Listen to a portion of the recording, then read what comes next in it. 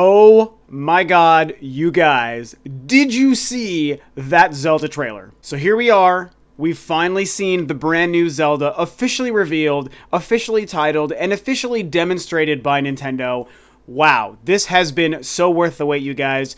So I just have finished watching probably the first hour and a half or so of Nintendo's Treehouse streaming Zelda gameplay, and of course after showing the initial trailer and giving us the title. So I'm really excited to talk about this. I'm wearing my Zelda shirt. I got my Zelda amiibo. It's a really exciting time. And I mean, what else can be said except for holy crap, they did it. This game is fantastic. What is it called? Legend of Zelda Breath of the Wind. And I keep doing that. Breath of the Wind. I've been complaining about that. Breath of the Wild. I feel like I'm going to have to train myself not to say Breath of the Wind because I keep wanting to say that for some reason. Maybe because of the Wind Waker, maybe just Breath and Wind. I don't know. Anyway, apologies. It's Breath of the Wild. And the trailer was fantastic. And the demos have been fantastic. So, the title. I like the title. It's very different. It's kind of, in keeping true to what they're trying to do with the Zelda. It's breaking the conventions of most titles. I've been talking too much. I've been recording videos, you guys, so forgive me here. It's E3, and I'm just doing so much right now. I can't keep my thoughts straight. I like that they're breaking conventions here with this title. Breath of the Wild. Breath of the Wild sounds great, even though I will never be able to say it, apparently.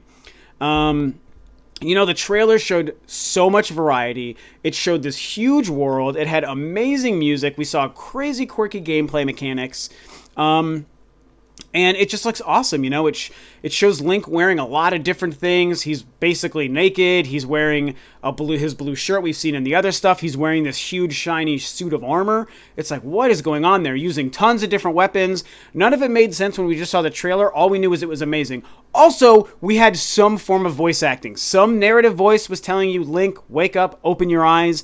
That was very exciting to hear voice acting in Zelda, you guys. Super, super cool. Now, they've been demoing it, and the demo is actually going on right now. It's actually playing behind me on my TV with the sound off. They're still showing it off. I'm very, very happy with what they're doing. I will say, Nintendo's not doing a press conference. They're not coming to E3 full on like they normally do. We knew to expect that. They're doing all Treehouse stuff.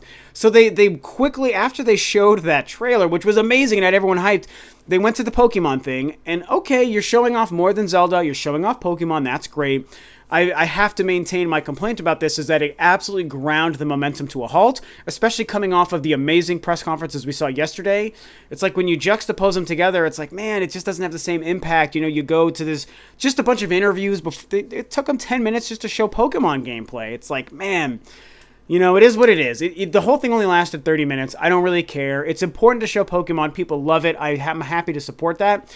It just, to do it the way they did it between the reveal trailer and then this awkward 30 minutes of something that isn't really what people were waiting for. It's like, Anyway, by the time they made it back to Zelda, totally worth it.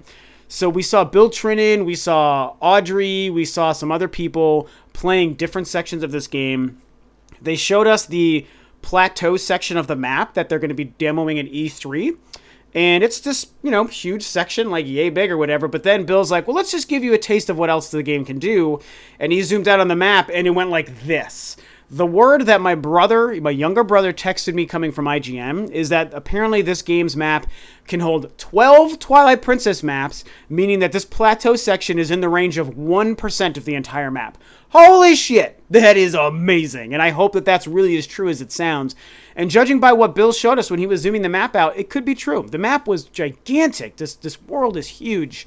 And, a lot of different things happening with Zelda. So many items to pick up. The flow is much faster paced. It's not breaking to talk to you and show you all these different things. Like, oh, you picked up a rupee. Let's go into a menu for a minute and just read all this dialogue to you. It's just real-time dialogue that pops up in one box and it doesn't slow the gameplay down. And you're picking up everything. You're stealing You're stealing weapons from enemies and using it against them. Bill picks up this huge lid to a jar that becomes his shield for a while until it breaks. All the items can break. It's just so organic the way you're flowing in and out of environments to find and people to fight. You can climb anything. You can jump at will. It's got the run and the stamina bar back. It's just so much going on. I mean, I don't know what else to say except it's great. I love that there's no actual music. For the most part, you're just hearing the ambient sound effects around you. That is my favorite thing in a game like this, and I love that it's coming to Zelda. I don't really need music playing at all times. Just let me hear the world. I want to hear the wind and the bugs and the trees and the water and just all that shit. I just love that. And that's what this game has. You can see so far into the distance. You can obviously go anywhere. The Sheikah tablet. So they confirmed a little thing that we saw on the side of Link before that looked like a book or a tablet. Is a tablet. It's a Sheikah tablet. That's what that symbol on the tablet actually is. And it seems to do a lot of things. It's the connection of the player to Link. So it acts like it's kind of his version of sort of like a Wii U gamepad in a way where he can look at it and do things. That's fine. We've seen that used in other games before, like Zombie U and stuff, and I think that's cool to bring it into Zelda. And also, he's using that to kind of get in and out of like the dungeons and the temples and activate other things and pillars and devices, and that's pretty cool. It seems to be like Link's be-all, end-all, go-to device for everything. It helps you interact with him in the world, and it helps Link himself interact with the world.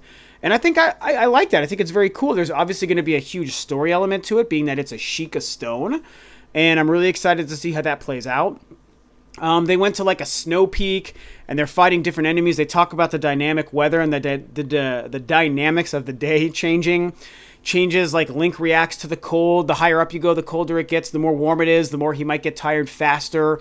Rain might put out campfires, which, by the way, you can light anything on fire in the world, which is so cool.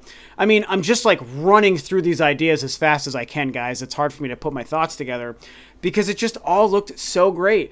And they're still showing stuff off. They showed off the magnet thing, where you have this magnet device that lifts items and helps you find treasures underwater, and you can manipulate the world by moving things around with it. What a great addition to the gameplay and a brand new item that we can look forward to. It's in summary, it's amazing. I think it's so great so far. It's tough because the presentation is obviously so different than what we're seeing the other guys do, and we know that Sony and Microsoft had such great, exciting, traditional E3 press showings, and it helped remind us of why that can be really, really exciting. So Nintendo doing the Treehouse stuff doesn't have that same effect, but luckily, the quality of Zelda is absolutely, in my opinion, absolutely meeting and exceeding my expectations for this game and what Nintendo's showing it. They're just doing hours of streaming of it now, and it's all awesome. It's so entertaining to watch people play this game and talk about it and see where you can go in just this one small section that's apparently 1% of this game. They keep running into, the last thing I'll touch on, and this was a rumor coming into the to the show today, is the rumor is there's 4 main actual dungeons in the game, but there's over 100 mini small dungeons scattered throughout the world.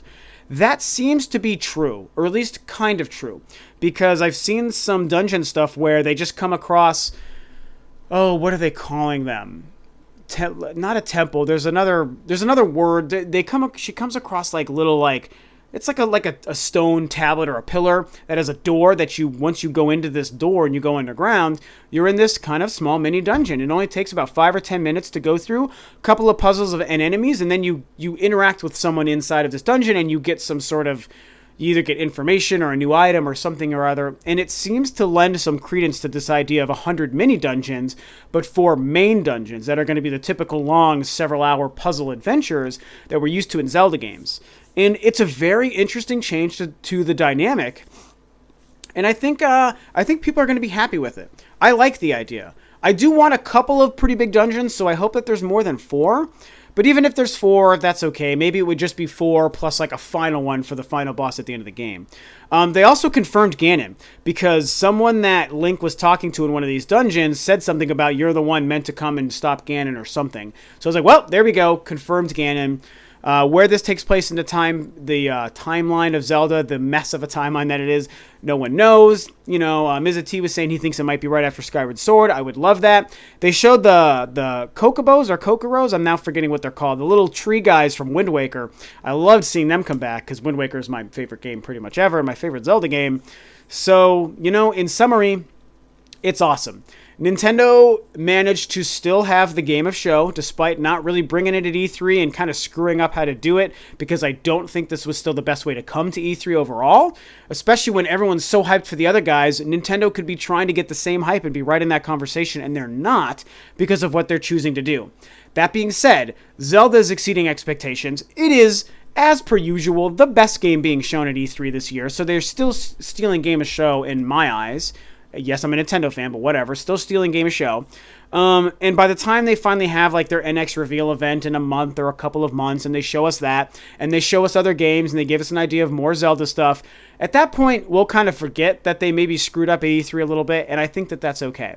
Especially because Zelda is so awesome looking. Thank you, Nintendo, for doing this right, doing us proud, giving us exactly what we've wanted. I mean, I think you're bringing it with all the other stuff you're making that you're not quite yet ready to show, and I can't wait to see that at that time. But as far as what Zelda is showing us and what you're doing at E3 so far, I love it. Thank you so much for bringing the Zelda that we really wanted to see. So share your thoughts about this below, guys. I really want to hear you talk about Zelda and Nintendo. Keep enjoying E3. This is Robert Rule to Review, and I'll catch you next time on another video.